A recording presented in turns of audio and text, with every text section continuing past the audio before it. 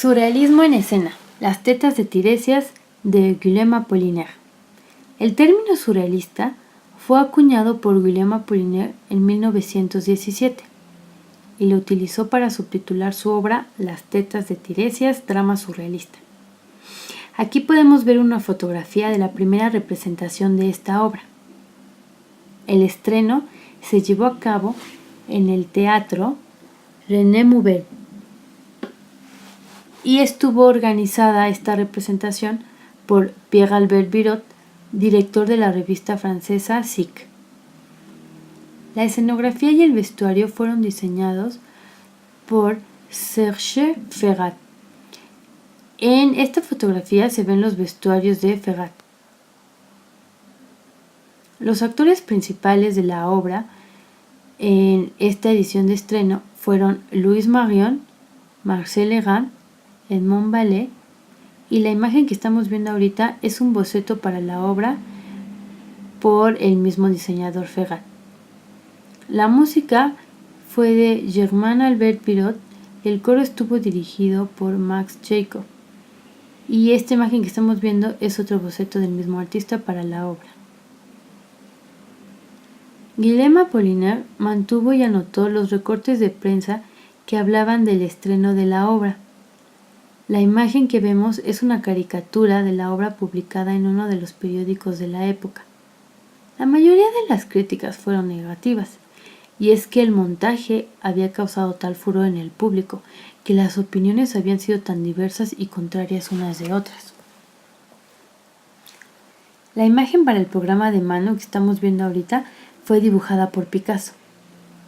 Apollinaire había escrito su obra en 1903, aunque haya sido estrenada hasta 1917. Y un año después del estreno de este año, 1917, el autor Apollinaire fallece. Ahora, esta ilustración que estamos viendo aquí es de Picasso y está en el texto Las tetas de Tiresias. En el prólogo de la obra, Apollinaire aclara por qué llamó a su texto drama surrealista. Drama significa acción y usa la palabra para separarlo de las comedias de costumbres, de las comedias dramáticas y de las comedias ligeras que por entonces eran populares en el teatro francés. Por otro lado, utilizó el término surrealista para referirse a la reproducción creativa de un objeto que lo transforma y enriquece. Y esta que vemos aquí es la definición textual del surrealismo que se puede encontrar en el prefacio de la obra de Las tetas de Tiresias. Cuando el hombre quiso imitar la acción de andar, creó la rueda, que no se parece a una pierna. Del mismo modo ha creado inconscientemente el surrealismo.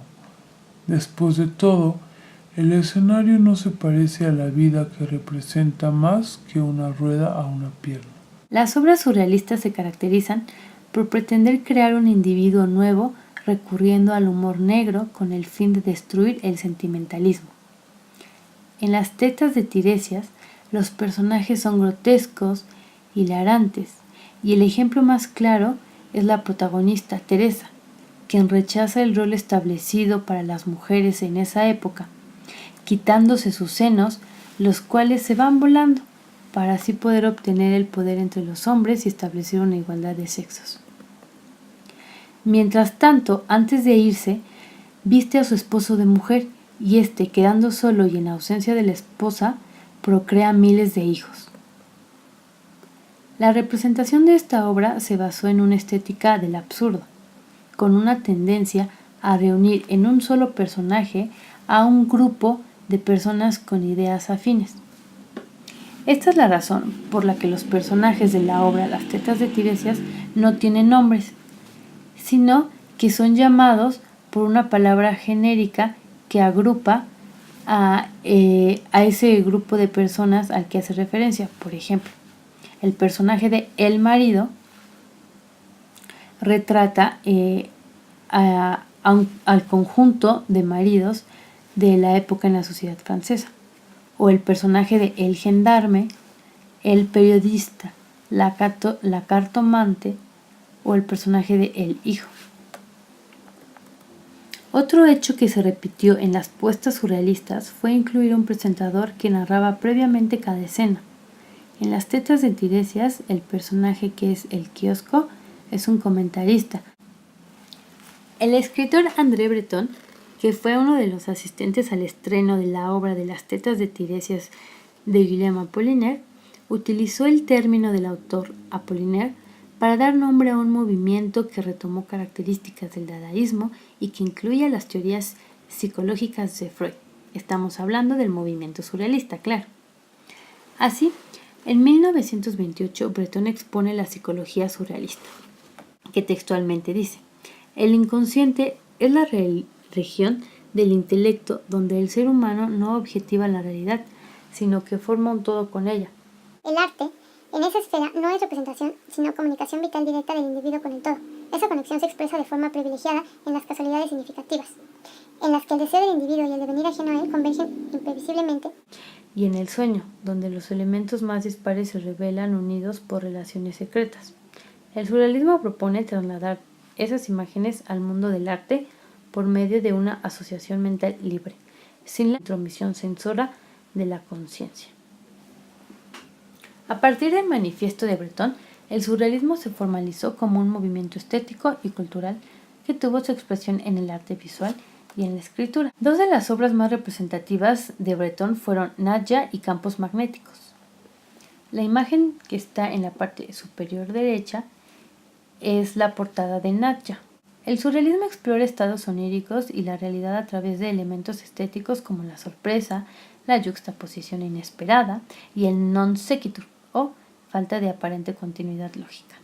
Los procesos creativos del surrealismo para el arte son la libre asociación, que es usada en la terapia psicoanalítica, la interpretación de los sueños, con base en el libro de Freud de 1899, y la escritura automática. Ahora vamos a revisar las características de las obras de teatro surrealista. Las obras surrealistas presentan varios de estos puntos. En primer lugar, vamos a revisar las características de los personajes. Estos son fragmentados y sin motivación. También estos personajes están estructurados en forma de caricatura y de sátira. Los personajes además son grotescos, irreverentes y o groseros. Ahora vamos a revisar características de la actuación. Hay una disociación entre el actor y el personaje, algo que ocurre, por ejemplo, mucho en el teatro épico. También, como parte de la actuación, los movimientos de los personajes son robóticos y en forma de marioneta. En cuanto a los diálogos, estos utilizan diálogos absurdos y clichés, diálogos sin sentido y con una estructura de telegrama. En cuanto a la atmósfera de las obras surrealistas es onírica, de pesadilla, perturbadora, cómica y de humor anárquico. Y ahora veremos algunas de estas características dentro de la obra de las tetas de Tiresias de Guillaume Apollinaire.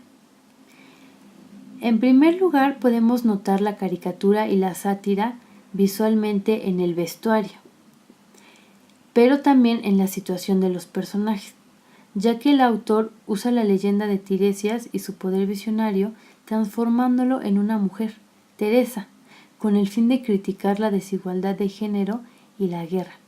En la obra vemos personajes grotescos y ridiculizados que se notan, por ejemplo, en el diálogo entre el gendarme y el marido que vamos a revisar a continuación. Gendarme. Señorita o señora, estoy loco de amor por usted, primor. Yo quiero convertirme en su señor. Marido.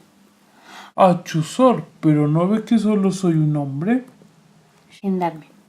No obstante lo cual, podría casarme con usted por poder. A continuación, vamos a ver el uso de diálogos con absurdos y clichés. Esta obra está llena de ese tipo de diálogos, pero vamos a ejemplificarlo con un diálogo breve del personaje Presto. Presto. Empiezo a estar harto de estar muerto. Decir que hay gente que piensa que es más honorable estar muerto que vivo. En cuanto a la atmósfera, en las setas de Tiresias en general se forma una atmósfera onírica, de pesadilla, perturbadora y cómica a la vez. Y qué mejor ejemplo que la primera escena de esta obra en un diálogo de Teresa, que de entrada nos pone en un planteamiento onírico y perturbador.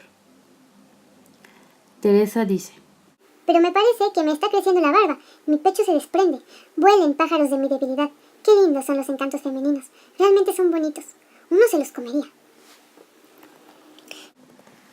Y bueno, para concluir esta presentación, me gustaría decir que la obra de las tetas de Tiresias, además de ser un antecedente para el movimiento surrealista, también fue muy importante en el teatro porque representa un nuevo tipo de planteamiento escénico en cuanto a la estética y a la estructura dramática, y que además después sería retomado en el teatro del absurdo y en el teatro épico.